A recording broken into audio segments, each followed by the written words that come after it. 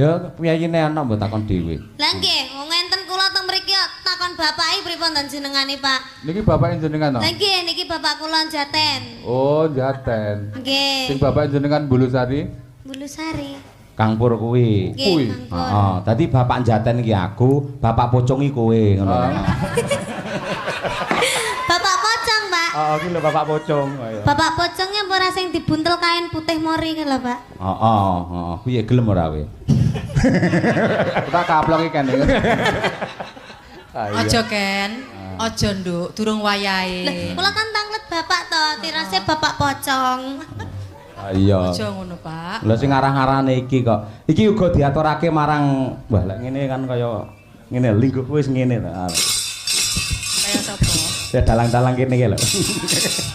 Ugi katur dumateng keluarga besar Pepadi ing Kediri, ketua Pepadi